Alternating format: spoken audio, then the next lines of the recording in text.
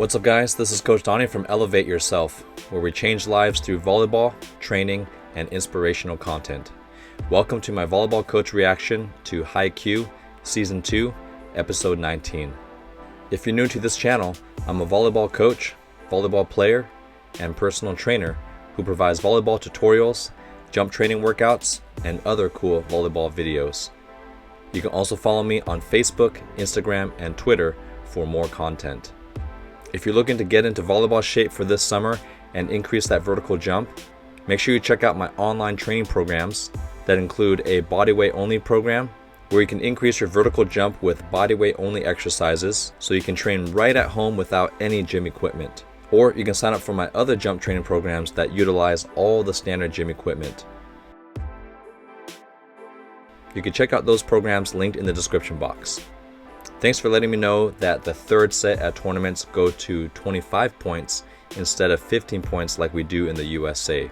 I'm really curious why countries do things differently. I wish everyone just had a standard system of scoring. I personally believe that 15 points makes it extra exciting and makes that third set even more worth it to play and watch. This is such a cool detail, and I think it shows just how much Suki really does like Yamaguchi, even though he doesn't show it all the time. And maybe this is his way of saying, I trust your serve that you're not going to miss. What a small detail that these animators include just to add that much more to the storyline between Suki and Yamaguchi. Now I know where to look for Daichi's bruise, so I can't wait to see what that detail looks like in the opening scene. This is another interesting cultural detail about Japan, where in many of the major cities it's so densely populated that the bathroom is the only time you do have some private time or personal space, which is very important for you to be able to gather your thoughts and think for yourself. So another cool detail of where the scene of the bathroom really has even more meaning than it did before. If you've been enjoying my videos, please consider supporting me on my Patreon, where you receive exclusive access to monthly live Q&A sessions, monthly podcasts, my private blog, behind the scenes footage, and more. Don't forget to subscribe to this channel and click that notification bell so you never miss a video. Unfortunately, I'm going to have to stop coming up with different ways to say, let's get this Haikyuu party started. Sometimes it takes me up to 30 minutes just to think of a new way of saying that phrase. I'm really trying to come up with different ways to reduce the amount of time to make these Haikyuu reaction videos so I can get them out in a timely manner every Saturday. Now of course, if I come up with something on the fly, I'm going to do it, but most of the videos are going to be something along the lines of, let's get this Haikyuu party started.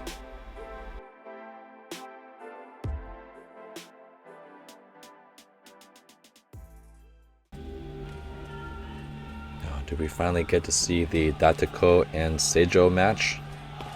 Or will I be tricked again? Ooh, 6-8.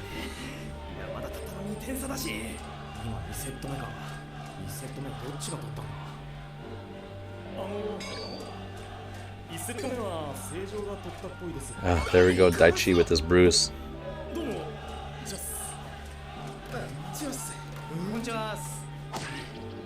Why are they so awkward in front of Katsuno?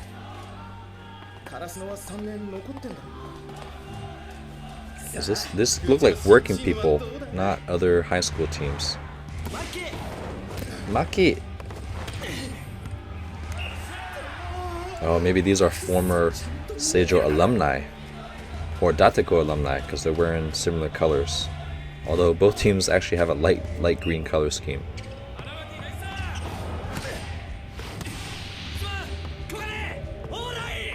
Ooh, Kogane. Another person with an interesting haircut.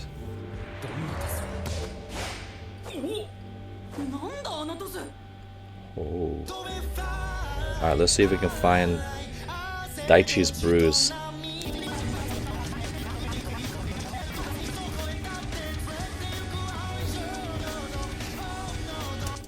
I finally found it. It's right there. There's the bruise. That is another incredible detail where they would even modify the opening scene to stay current with the storyline because Daichi just got the bruise from the previous episode. That is crazy. I love that amount of detail. And I can see why you guys enjoy watching Haikyuu so many times, because each time you get to discover a new detail because they put these little nuggets of detail in the anime, and these are all really easy to miss if you just watch it once. So who knows, I might watch this a couple times. Let me know if you guys want me to do another round of reactions once I get through every season. The iron wall can be rebuilt again and again, so maybe hinting that Dateko is going to be victorious. Gonna block him out of the game.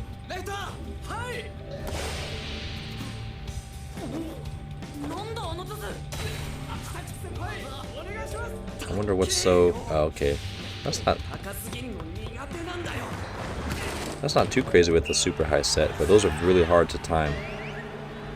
The reason why really high sets are difficult to time because it messes with your depth perception. It forces you to wait long, so you're already tense, and then also the ball is falling a lot faster due to gravity, right? The higher something is and the further distance a ball travels, the faster it's going to fall. So that makes it really hard to time.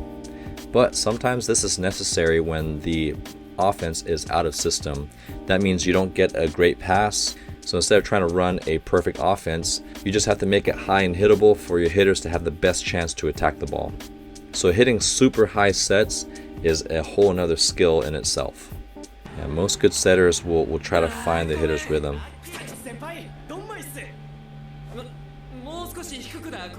That's good feedback to the setter. I think this guy's the setter.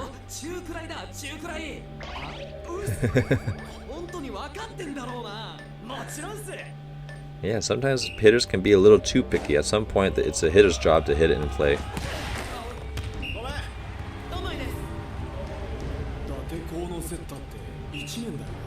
Oh, okay. So we got a first-year young setter on Dateko. He's a big guy too. Yeah, it's the same height as the other middle blocker.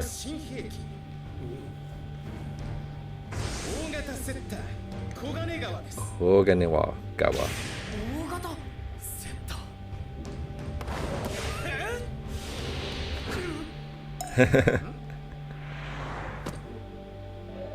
That's funny.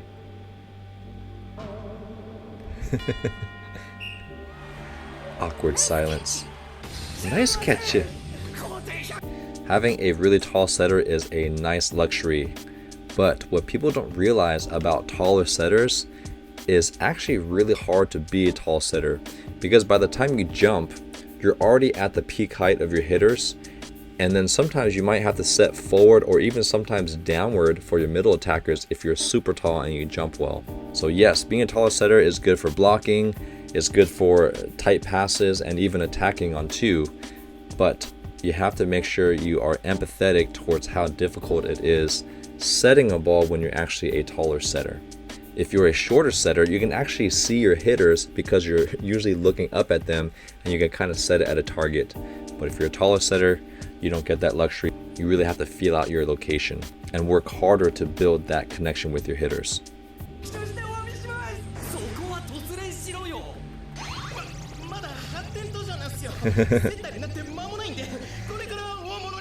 Maybe he was a hitter before and then converted to a setter because he has soft hands.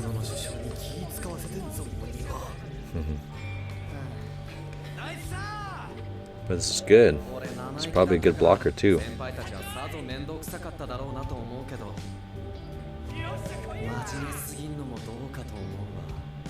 I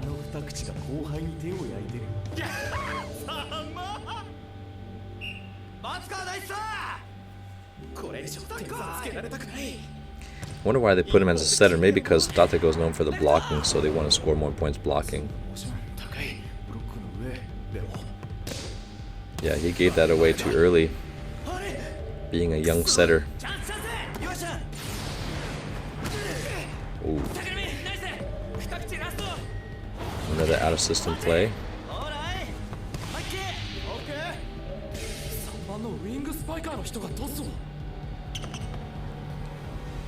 What's gonna happen? This is intense. Ooh, setting back at Oikawa. Oh, that's right. Oikawa can do everything. Oh, that's a cool animation. And he's going to drop his right hand and get him at the last moment. Oh, so cool. Wow, tall and fast.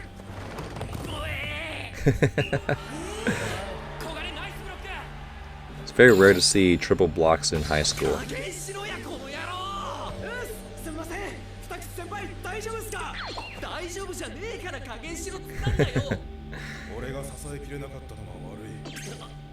Ooh, I love it. He got an upperclassman standing up for the young setter. The young guy's just trying to do his best. No need to get mad at him.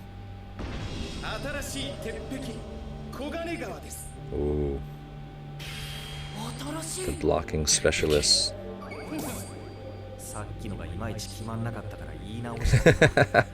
This guy has so much talk. But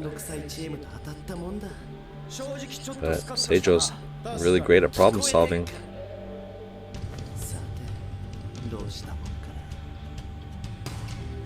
How are they going to deal with this big block?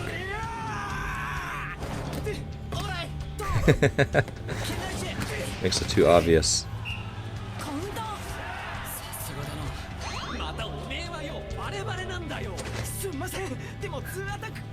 Tall setters, they try to do a lot of offense because they're bigger and above the net, so they try too hard.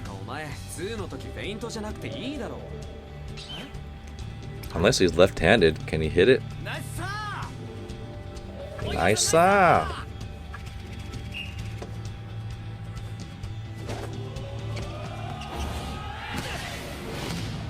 Oh, clean ace right in the seam. I've talked about this before. One of the best places to serve is in the seam, which is the space between two players. You can hit your hardest serve at a particular passer, and honestly, they don't even have to be the best passer. They just have to get behind it, and the ball is going to go up and forward in a generally good area. But if you hit even like a 80 or 90% serve in a seam, when you make players have to move and make a decision, it decreases their passing accuracy by a lot, even if it's not your hardest serve. So this is a really smart play by K-pop.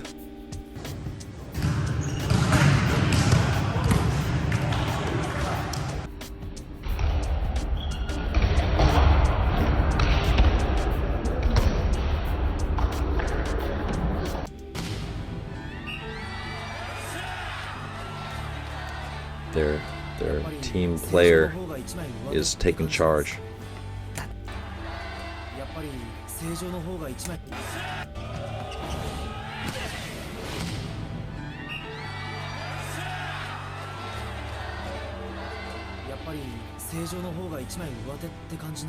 Yeah, they have a little bit of experience. Having a senior setter versus a young setter. Just gonna have to learn the hard way. Oh, good cutoff of the pass. Oh, he's gonna set away from the middle to use it to draw.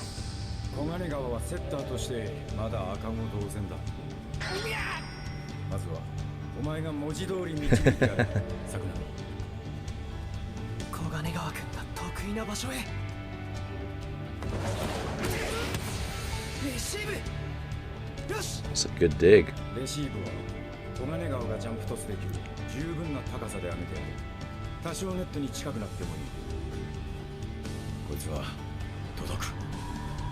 How to play to make your other players better.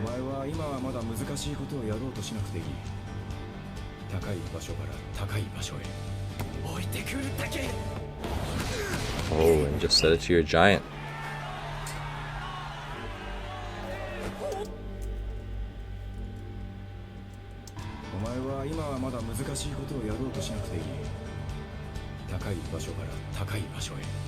This is one luxury of playing with a tall setter. You can get it really tight to the net, and for them, that's a perfect chance for them to get it because they're so high. And also, it makes running the middle a lot easier. Because when it's that tight and the setter's that far above the net, if you don't jump with them, they're going to get an easy kill on the dump. But then if you do jump with them, they can just tap the ball to the middle because they're already there, right? They're already at the height of the middle attacking zone. So great explanation of why having a taller setter is beneficial.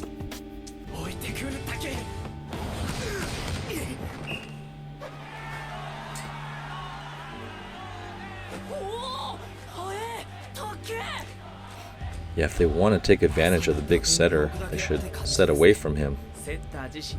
Don't let him block.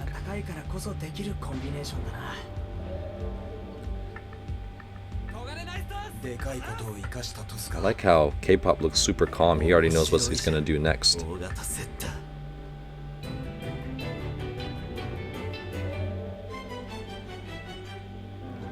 That was funny.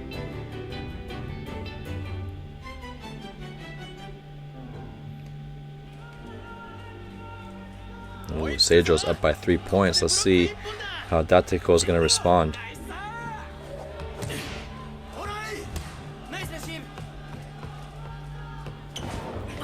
Here's another really cool illustration detail I want to point out. So, like I said before, when you're making these animations, you have your animators that draw movement, and then you have the illustrators that essentially create these really great still images, and then the animation is layered on top. If I'm trying to draw 24 images per second, I don't want to have to redraw everything 24 times per second times a 25-minute animation. That's just way too much. So that's why they have illustrators and they have animators. If you look at the two lines judges, they're wearing a similar uniform, which is the yellow jersey, which I'm assuming they have to wear being lines judges so people can identify them differently than the players. But look at their stance. The line judge closest to the Dateko player, his feet are parallel to each other and his left arm is resting on his left knee. But you look behind him at the girls volleyball game, that line judge has slightly longer hair. Her right foot is in front of her left foot and her hand is resting off the knee. And even the shape of the flag looks different. Even if you don't consciously notice that detail, your brain will register that as a different game. I guarantee you, if they just copy the same image of the line judge and put it behind, something would feel off or artificial. Another great strategy to make you feel like you're actually there at the game, but it takes that much more effort to make it feel like that.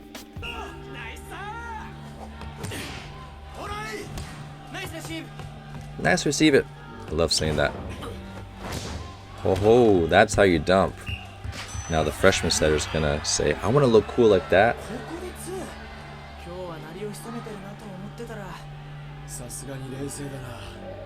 Yeah, K-pop is a pretty calm player. He doesn't let things get to him too much. Unless he's playing against Kageyama.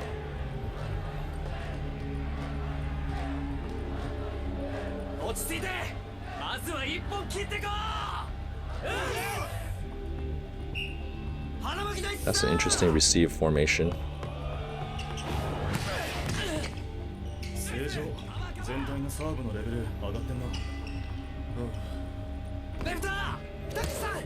That's right, they're watching. Kajusuno's watching this game to learn, to study for the next game, because they're going to play the winners of this.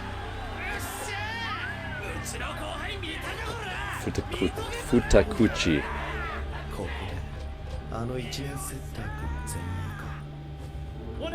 This is their best rotation.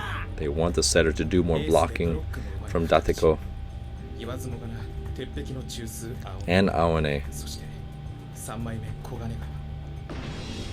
Ooh, this is their best blocking front row. This is going to be hard to break through.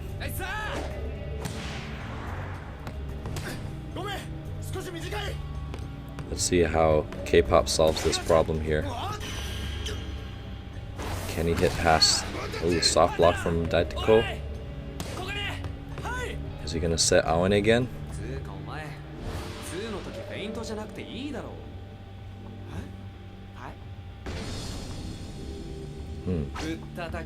Wow. Oh, that's really hard to do. The only way this is possible to hit with this much power is if the ball is passed from the left side of the court. So if I'm a setter waiting on the net and I'm a right-handed hitter, the ball needs to be passed from the left side across my body and then hit.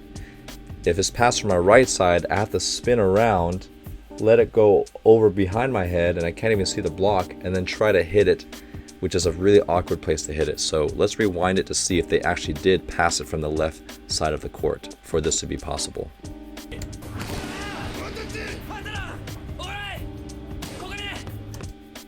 Okay, so it is pass on the left side of the court. Still kind of center, which makes it a little bit more difficult. And this is why you want a left-handed setter, because when they're waiting on the net, they're already open and they're just going to hit across their body, which is much more natural than a right-handed hitter to have to turn around and hit away from their body. Here comes trouble. There's a box there. Christensen says, time.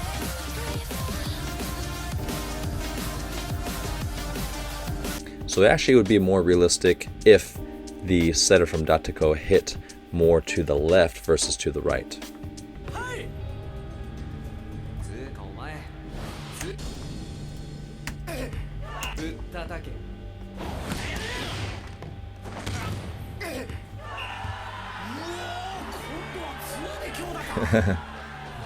Yeah, if someone could do that, that's pretty impressive. Ooh, 22, 24. Ooh, what is that? Great detail with the shadows, by the way. By the way, another trick the animators do is when you want the audience to really hone in on something and build up intensity, this is where you start to add even more detail to your animations. So you see all the great shadows and creases of the eyes and the neck. It really draws you in, because if they didn't add those details, it would feel too soft and empty and make the moment not feel as serious. Also, a great contrast where the background is blurred to really help you focus in on what this player is about to say. Let me take this challenge. Ooh, I love it. Set me again. I love that.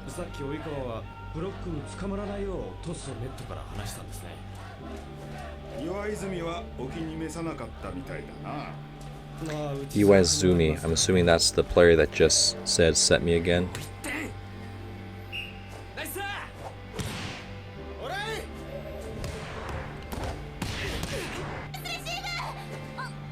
Wait, he didn't set him again. Oh, he did. That was the middle. Oh.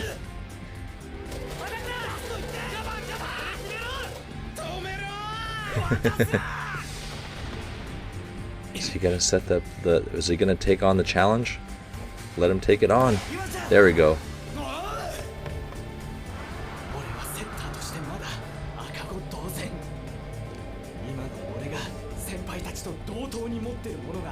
Let's see if he's able to tool the inexperienced blocker. Ooh, the Dateko walls are building. That's such a cool illustration. Man. Great animations.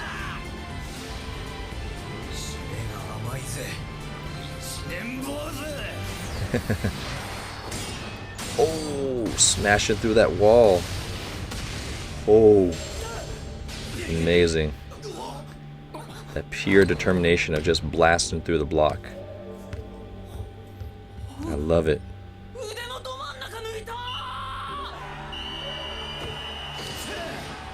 I love Iwa-chan's determination. He just like, F this, I'm just gonna bust through the block. And he chose the right blocker to do that too. When you're facing a well-formed block, whether it's a 2-man block or a 3-man block, and you're out of system, this is why you have to look across the net to see who the blockers are before the ball is served. You need to identify who the weakest or smaller blocker is on the other side, so that when you're in a situation where it's out of system and you know you're going to hit against a 2 or 3-man block, you don't have time to see who's there. You have to know ahead of time, if I'm in trouble, where am I going to aim if I know there's going to be a well-formed block in front of me. If you know you can't hit around them or over them, that's where you need to attack the weakest blocker, and you have to identify that before the ball is served. Yeah, just like Asahi, just smashing through.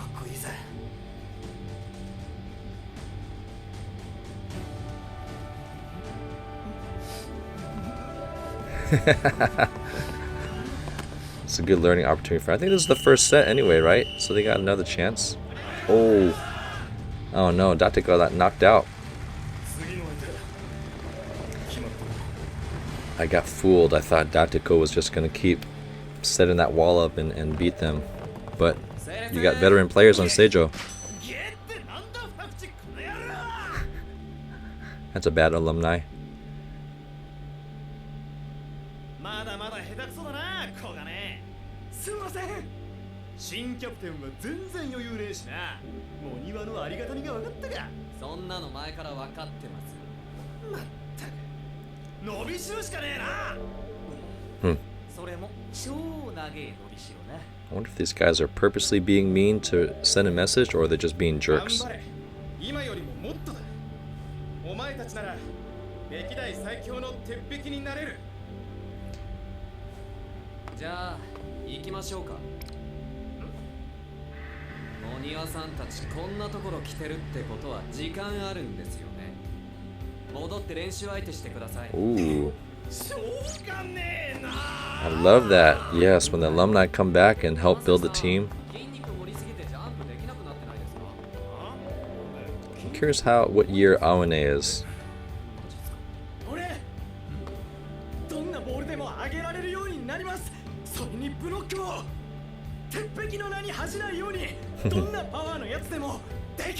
I love this underclassman's determination.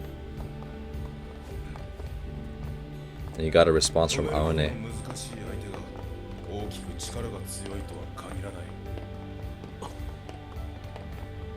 Wow, Aone actually said something. And maybe he's referring to Hinata. That's right. Ah, they don't get to play yet. But I am looking forward to the rematch between Seijoh and Karasuno. But something tells me they're going to end the episode right when the game starts. More torture.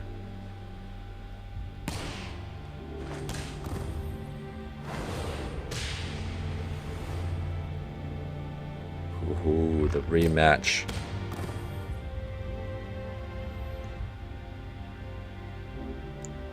We'll see if Kageyama can show up Seijoh again, but with a victory.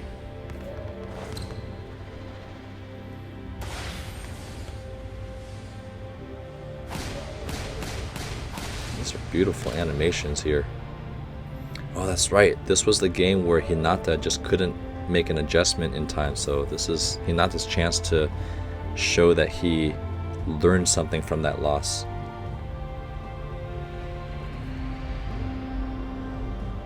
Yes, I love this flashback. Oh, and this is right before they had that dinner where they're all crying. Oh, they're so lucky. They get a chance to rematch against the team that knocked them out. I love these flashbacks.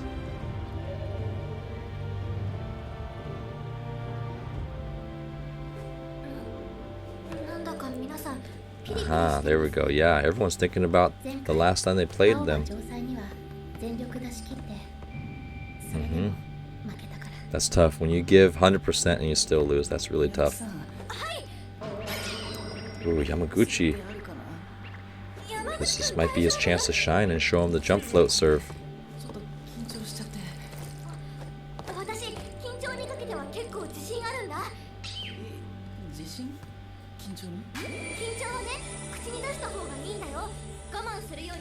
That's good.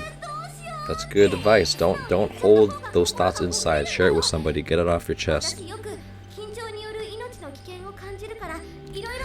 Life-threatening nerves. Yeah, that sounds like Yachi-chan. She is a little crazy.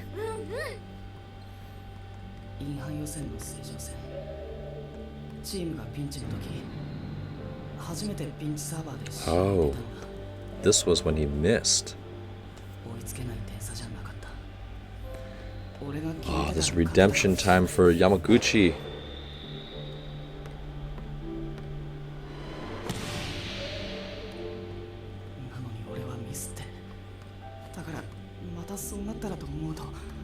Yeah, I would be nervous too. I've been there many times.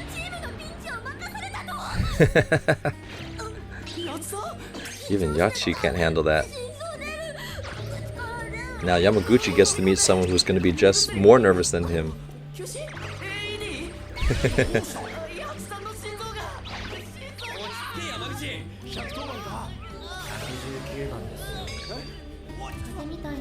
緊張も他人に感染したら治るのかな。みんなさっきより元気。 Yeah, sometimes when you see someone else freaking out more than you, it makes you realize it's not that bad. 影山君もまさかのビビりタイムですか？ Oh, Kageyama's probably just thinking about how he's gonna beat K-pop. お前本当大王様苦手な。まあ俺もだけど、戦うの楽しみにしてたじゃねえか。ビビるもんはビビるんだよ。6人で強い方が強い。 Ooh. 昔岩泉さんが及川さんに言ったのを聞いた。6人で強い方が強いんだろうがボケが。あの時は何を当然のことを言ってんだって思ったわ。 Mm-hmm. 強いメンバーが6人 Iwachan is the one that keeps K-pop in check. And Kageyama's just realizing deeper levels of what that phrase means. メンバーの力を足し算じゃなく、いかに掛け算できるかってことだったんだ。どんなチームに入っても及川さんは俺よりスパイカーの力を引き出す。 That's a sign of a great setter. Knowing how to make other people look good, not just yourself. And this is just way over Hinata's head. カラスの以外はだな。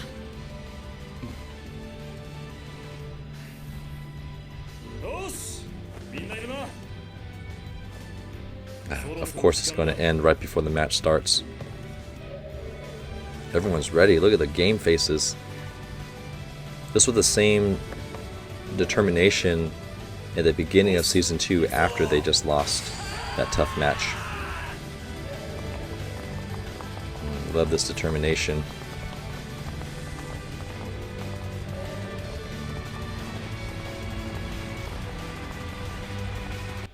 My guess is that this scene is actually animated digitally because the perspective is just too perfect to have to redraw that as you're zooming in. And then they probably hand animated the two people on the side.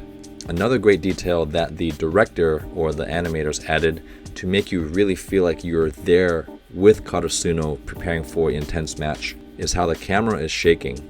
Now, the camera over the animation is actually not shaking. What they're probably doing is they're moving the frame or zooming in and out of the frame while the animation is playing out. And that's such a simple technique, but a great way to make you feel like you are actually about to walk into the gym. Because when you're walking, even though you don't feel your head bobbing up and down, that's what is actually happening with your body.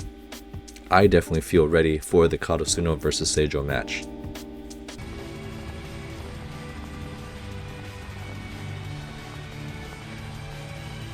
Into the cheers and the lights of the stadium. That's a great way to end it. Here are my immediate thoughts to episode 19. I'm glad I finally got to see Daichi's bruise in the opening scene. One thing I want to point out is the libero from Dateko and how the coach was giving him feedback on how to make the setter better by changing the way he passed, which is just super high in the air, because when you have a tall setter, you got to remember that you're passing to a higher point. So if you pass low or a medium height like a normal size setter, you're actually giving a taller setter less time. And plus, if you pass high and closer to the net, you're giving them that option to easily set the middle or dump it over. That's a key thing to remember as a player, is your job is to make the next person who touches the ball better. In America, we call that better the ball, which is short for better the ball for the next person. Sometimes that might mean you have to pass low and fast, or you have to pass high and off. Same thing as a setter. Sometimes that means setting a little higher so the hitter can hit it with more ease, especially if they're a bigger hitter, or you need to set it faster for a hitter that just needs to accelerate to the ball. The main principle is how can I make the next person who touches the ball better? And the team that has everyone bought into that same philosophy is usually going to be the team that ends up on top. I like that scene where Aone was saying how it's not the most powerful and strong teams or players that are the ones that you have to worry about. And that just goes to show how his experience playing Hinata was so life-changing for him that he continues to refer back and has so much respect for Hinata. and how Hinata made Aone better because now Aone is never going to estimate a team based on their size and knows that everyone can be good in a different way. I'm super excited to see Yamaguchi serve in this game, and even in the last game where he served, he still kind of chickened out, and something tells me that this is his time to shine. I know that Hinata's learned from this game because he's going to be able to change direction, hit high off the hands, or maybe tip. I'm really curious how Kageyama is going to show his growth in this game, especially since he takes it so personally to compete against the Great King K-pop. I hope you guys enjoyed this reaction video. We'll see you guys in the next one.